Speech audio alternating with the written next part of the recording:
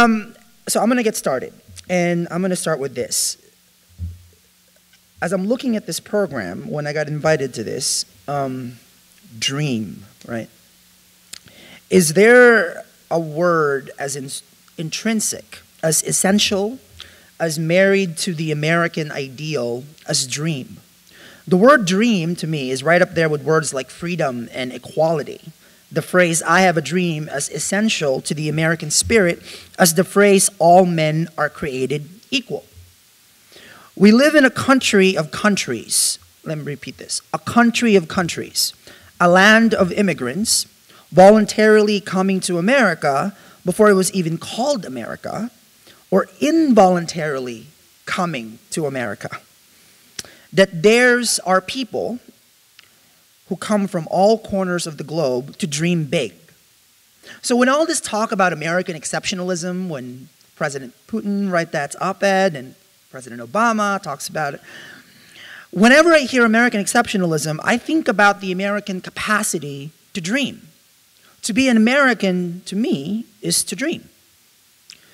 Since disclosing my undocumented immigrant status more than 2 years ago now, becoming the most famous illegal in America, as Lou Dobbs once said to my face, becoming what I call like a walking uncomfortable conversation, the past 2.5 years have felt both like a nightmare and a dream. So let's start with the nightmare part. For years, a large part of my fear in outing myself, of facing this undocumented life head on and full on, was my unwillingness, cowardness really is the word, to face some daily facts that you and I live with every day. That's the nightmare that every day at least 1,000 immigrants, mothers and fathers, sons and daughters, are deported by the Obama administration. President Obama has deported more than 1 million immigrants, more than any other president in modern history. The nightmare that as we speak, countless students in states across America who grow up in America and call America home are forced to pay out-of-state foreign student rates because we don't think they are our kids.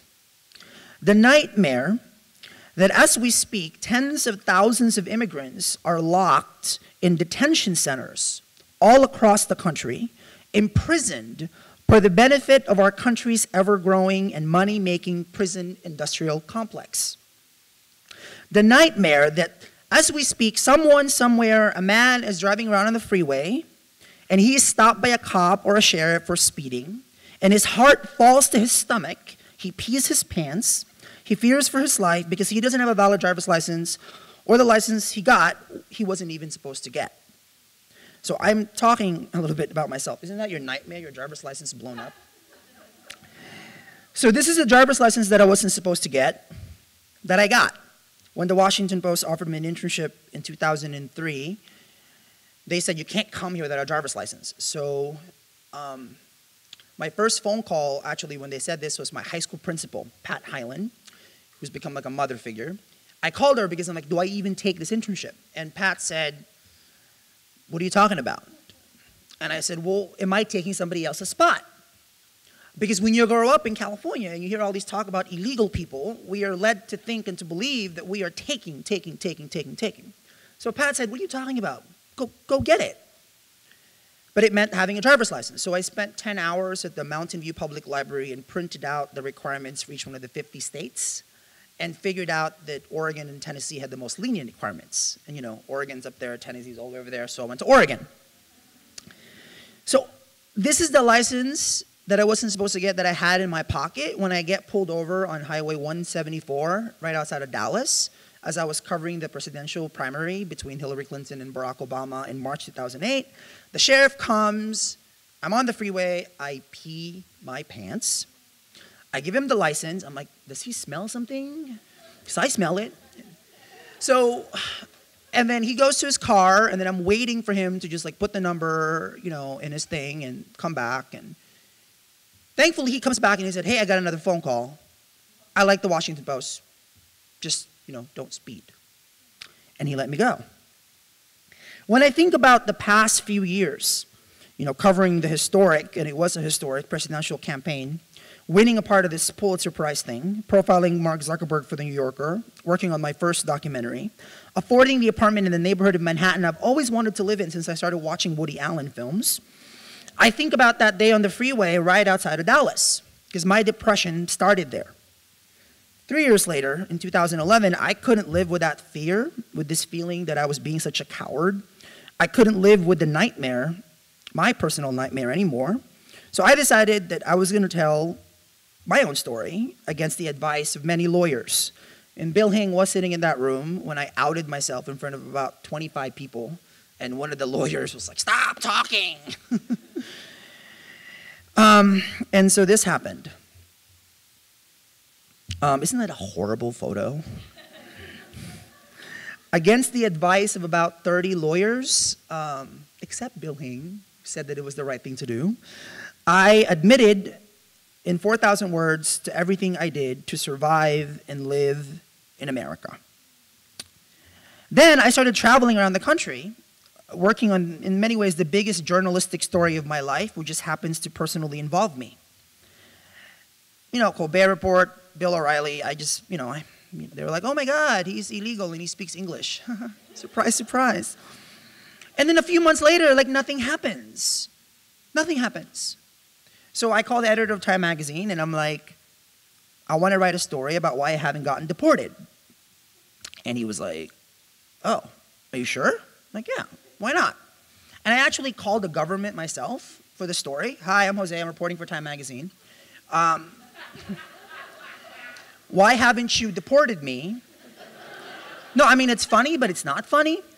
"Are you going to deport me? Why? Why not? When? If not?" And the woman at the other line was like, "What are you doing?" And I'm like, "What are you doing?" And then I said, "Well, dude, I have a deadline. I need a comment."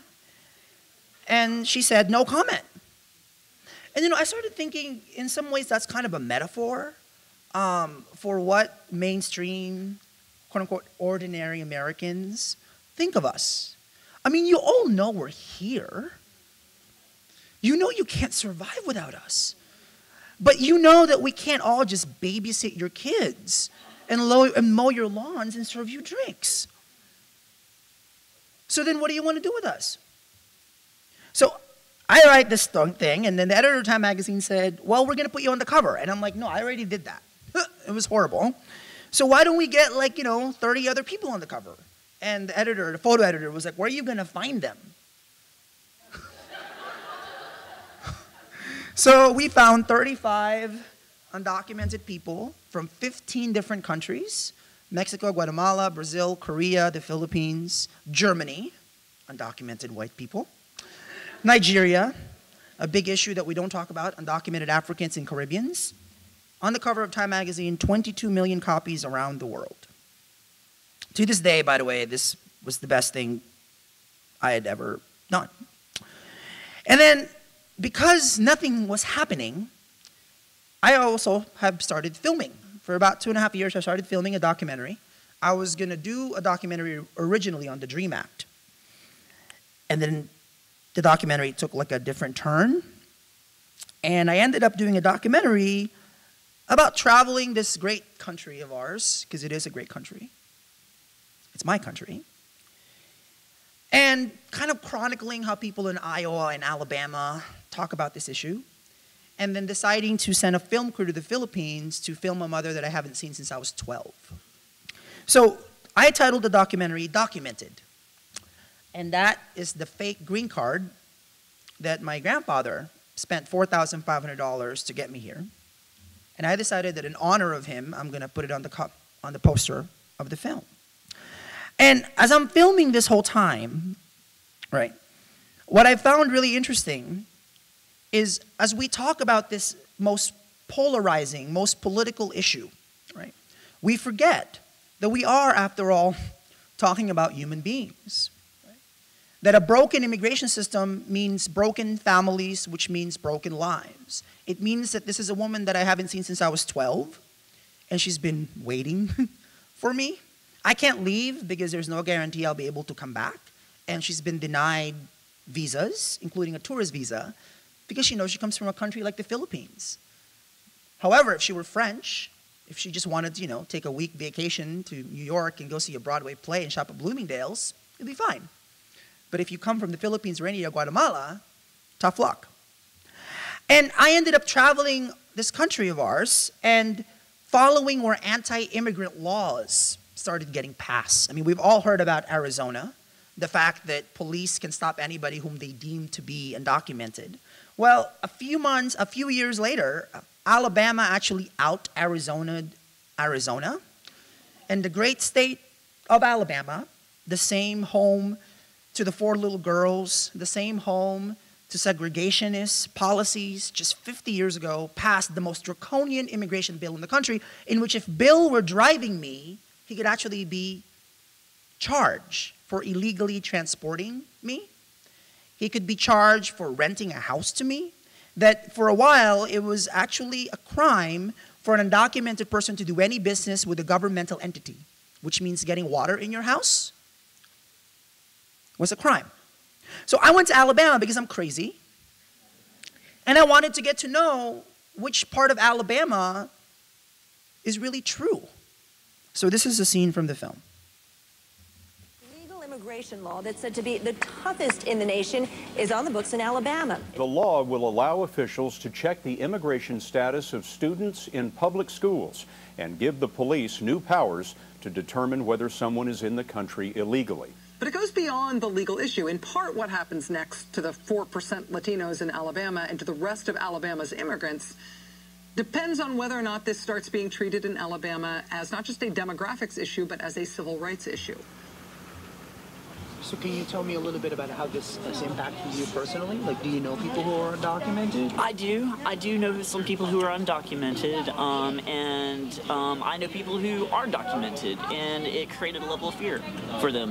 Where, Thomas Jefferson said, you should never fear your government. The government should fear you. Where this produces. What you sound like? Just straight up, dude. I've been hearing you all night long. Yeah. You sound like garbage. So you agree with it? So you agree with the immigration? So you agree with the immigration law? Yes, I do. Get the motherfuckers up out of here. That's what I agree with. Yes. Yeah. Bye bye. Bye bye. Get your papers or get out. That's what I agree with. Please this way. That's what I agree. You got your papers? What was that? You got your papers? What if I told you I didn't? Well, then you need to get your ass on then. That's what I say. Okay. That would be my response. Yeah. No, we're not going nowhere. I'm chilling. You shut up. Quit being a shit ass. Shut your face. Don't embarrass me. So you took the steps necessary to become a United States. There's no steps. There is a couple steps. Like what? There's no steps, man. My mom wanted to give me, I guess, a better life. I was 12, so she sent me to live with her parents in California. Right. So I guess. There you live with them. And... Yeah, I lived with them. Then I found out I was illegal, and then I'm like, shit, I better speak English well, or else they're gonna think I'm illegal. I'm gonna work my ass off. Work to the Washington. So I've been paying my taxes since I was 18. Been paying my taxes since I was 18. Well, good. That's good, man. That's great. Thank you. Good paying Social Security. But the thing is, though, you came over here and you became a productive member of society, right? That's what you did, right? Everybody wants to be, right? Everybody wants to be. Everybody does. Yeah. Everybody does. Yeah. When you got hordes of people coming over here and they're staying 10 deep in their fucking apartment and they're lowering down, like, I'm a contractor. I'm a blue-collar guy. It's my baby. I build houses, you know what I'm saying? When you got somebody to put a roof on a house for $10, you got another one that's got to do it for about $20 or $30.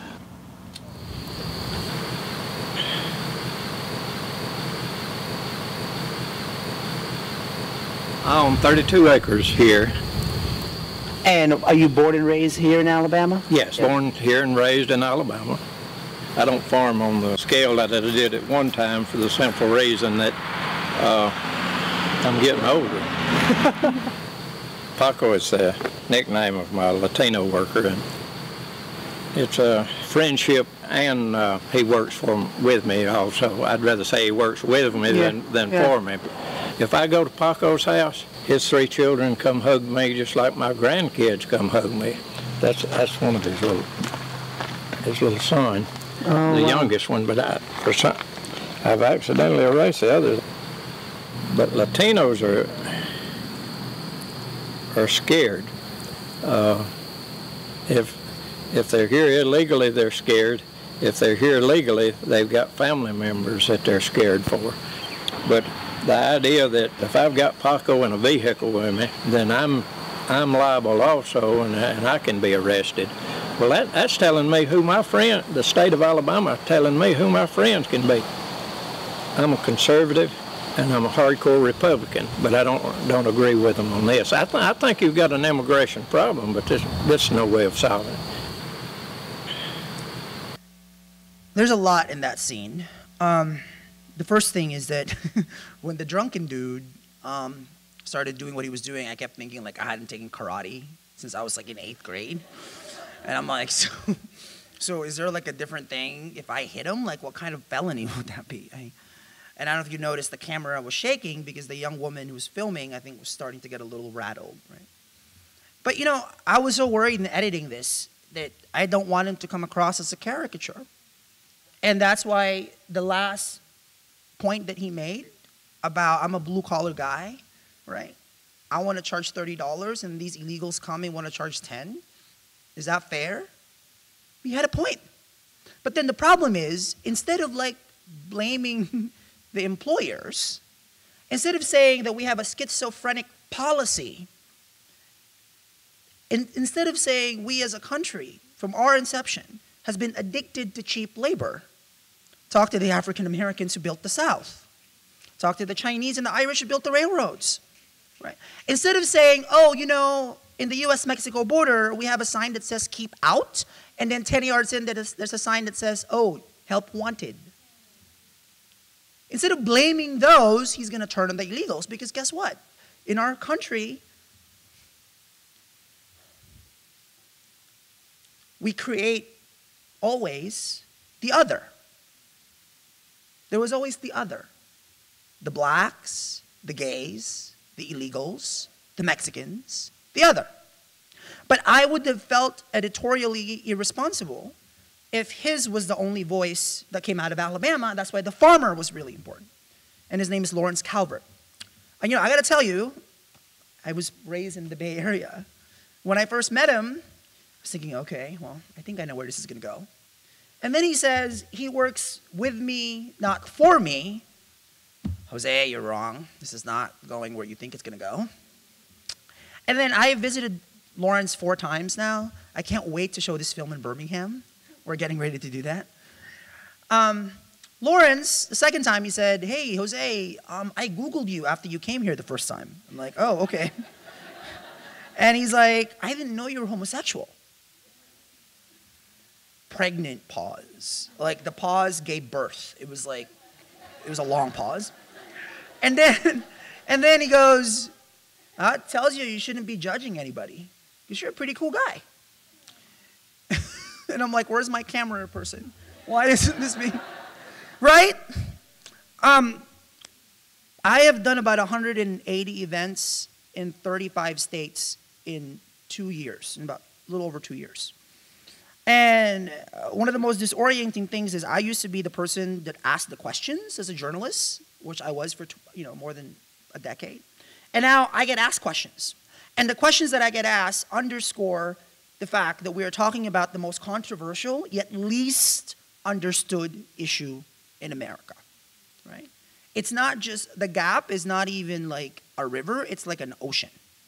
So I get asked questions like the gentleman said, why don't you just make yourself legal? Because, I'm a masochist. This is so much more fun. Just craving attention. And no matter how many times our politicians say that people like me should wait in the back of the line, there is no line. There is no process. I don't just show up in a building somewhere, fill out a form, listen to Beyonce, and just wait. It doesn't happen like that. Right? I get asked questions like, so you're not Mexican? So about a little more than 50% of the undocumented population are from Mexico. The rest are not. 1.2 million are actually from Asia, undocumented Filipinos, Koreans, and Chinese, Vietnamese. 300,000 from Europe, yes, undocumented white people. about 800,000 from South America, and actually an untold number of undocumented Caribbean and African that, again, we don't talk about. I was at Duke about a week and a half ago. I did an event with Duke and University of North Carolina, Chapel Hill, fighting for in-state tuition. A lot of people showed up, and this young woman who the day before had tweeted at me, this was her tweet, "How do you overcome feeling ashamed of your illegal status? When did you stop feeling illegal?" And I'm like, okay, who is this woman? And then at the event, she shows up. And she says, "Hi, my name's Daisy. I was born in Ghana. I moved here when I was 4. I'm 31. And I'm undocumented." And the whole audience just falls silent. They had never seen an undocumented, black person before. And she tells her story, and then everybody goes, "Oh, okay." So actually, we took a picture. It's pretty cute. And I get asked questions like, what about illegal don't you understand? Well, there's a lot. I mean, being in this country illegally is actually a civil offense, not a criminal one. So calling somebody illegal is actually factually incorrect. So there's that. But, in America, some of us have a very guttural reaction. And what do you mean? You're illegal. You're a criminal. What I did, what my grandparents did, buying fake documents, deciding that they were going to get me here, the action was illegal. The person, me, I'm not. Because no human being is illegal. It's as simple as that. And, early on, I spoke about the nightmare part of this undocumented life. What I haven't touched upon is the dream part. What has kept me and people like me going? What in many ways has fueled my life? And this is a question that I rarely get asked as I travel our country. And this is the question. How did you, as an undocumented person, make it in America? How did you survive all these doors being closed in front of you? How did you make all these no's yeses, right? And I can tell you a big part of it is, God. And when I say God, I don't mean the God up there. I actually mean like the God in all of us. I mean the fact that when we pray, we don't just pray to a God or a church. We actually have to pray to each other. And what I'm talking about is really the power of good Samaritans, the power of allies in my life. Here's the 2 earliest ones. That's my high school principal and my high school superintendent. When they found out I was undocumented in 1999, 2 years before the DREAM Act was even introduced, they were the ones that found a scholarship fund to send me to college for 4 years. They were usually my first phone calls whenever I found myself in a legal gray area. Do I do it? Do I not? They were usually the first phone calls. When I got hired at the Washington Post, I started freaking out because I thought I had the word illegal tattooed on my forehead. That 4 months in, I decided I was going to go tell somebody. And so I told the guy who's one of the senior editors in the newsroom, I sat him down on a bench, I bought him coffee, and I'm like, "Peter, here's what I've done. The lying, the fraudulent papers, the checking of the boxes I wasn't supposed to check." I told him everything. I expected Peter to say, "Okay, we got to go to HR. Like, we got to get you out of here." That's what I expected. I was prepared for him to do that. What I didn't expect was for him to say, "Oh, you make so much more sense now." Because I guess I was like walking around like I was like, crazy all the time. And then he said, "Don't tell anybody else. Just keep going." So can you imagine how many Peter Pearls do that every day in every facet of life? Every teacher, every coworker, every neighbor, every friend that said, "Okay, here's the law." Well, but it doesn't work, right? And there's actually one person in this room that I'm totally going to embarrass because she's going to have to stand up. Teresa Moore, can you stand up? Oh, geez. And I don't know if you've noticed this. I haven't been looking towards that side of the audience because I saw her early on, and I just didn't want to look at her because she's going to make me nervous. She's going to make me cry, and I don't want to do that, and I don't want you to cry, Teresa. So Teresa, I met Teresa in like 1999, I think. I was a junior, senior in high school. She was editing Yo, Youth Outlook, and I wanted to write for it because I thought that as many bylines I could have, the better, because then that meant I existed. So Teresa was really my first editor. She was the first person in my life who treated me like an adult, which meant that if I was kind of screwing up, she would tell me right away that I was screwing up. which meant that she wasn't necessarily easy on me, but she always led me the right way.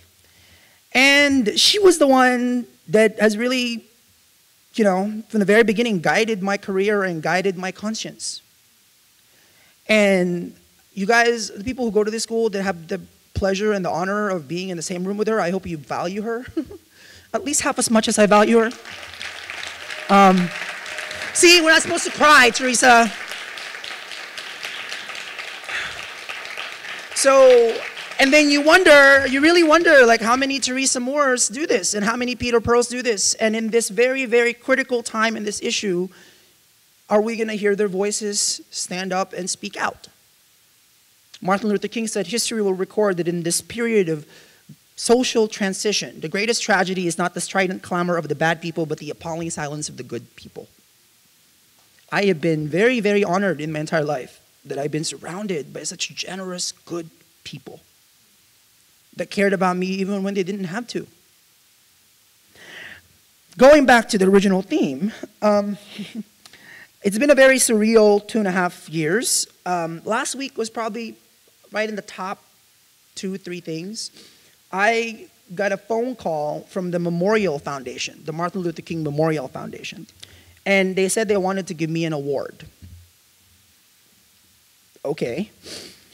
So, in the shadow of this great memorial, if you haven't been to the Martin Luther King Memorial in DC, please come.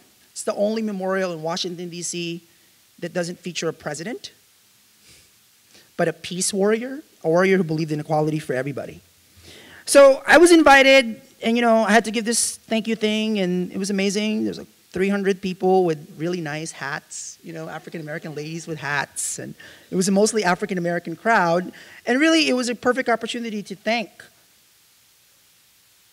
not only Martin Luther King, but what the civil rights movement has meant to me and to any other historian or student or citizen of this country who wants to fully know the history of this country. So I remember the first time I heard about this Martin Luther King guy was when my US history teacher assigned class to read this essay called Letter from Birmingham Jail. It was in 8th grade. I had just gotten to America 2 years before, so I'm like, okay, I don't know who this Martin Luther King guy is. And I'm reading this and I'm like underlining it because I was really confused. Because he wrote things like, injustice anywhere is a threat to justice everywhere. Whatever affects one directly affects all indirectly. And what really confused me the most was this line. He was quoting St. Augustine. An unjust law is no law at all. I was very confused because I thought a law was a law. Like, what the hell is an unjust law? And then, of course, I figured out a year later when I found out that this green card that my grandfather had bought for me was actually fake, right? And as an undocumented person, I don't really have any pieces of documents right now to tell you that I'm an American. No US passport, no driver's license, no social security card.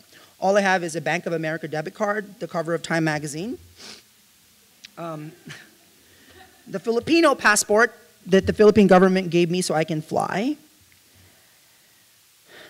the Letter to Birmingham Jail essay that I usually keep in my backpack, and the US Constitution that I bought in 2002. Because I thought in page 9 when it said, we hold these truths to be self-evident, that all men are created equal, that they are endowed by their creator with certain inalienable rights, that among these are life, liberty, and the pursuit of happiness, I actually think they're talking about me too. With or without papers. So in the shadow of this great memorial, I wanted to thank all these civil rights leaders like John Lewis, who was sitting there, and tell them what they meant to me and what they mean to us. And in my own quiet way, and I'm going to do this right now, as I did it last week, I read my homage to the great Dr. King by writing I Have a Dream, the undocumented version. I have a dream of citizenship in a country I call my home, to a nation I want to keep contributing to. I have a dream of having a driver's license, of getting a work permit, of not being constrained by a broken immigration system. I have a dream of not being separated from my family and hugging my mama. I have a dream of not being judged by the pieces of papers I lack, but by the content of my character and the talent and skills I offer. I have a dream of not living in fear, of not hiding in shame, of not being subjected by the law, but being served by justice. I have a dream of being a free human being. And that speaks not just to me, but to the 11 million people in this country, in our neighborhoods, in your schools, at your churches, at your grocery stores, on your freeways, that want the same thing you have, humanity. We cannot afford for you to be silent, and you need to speak up. So, thank you very, very much for having me here. Oh.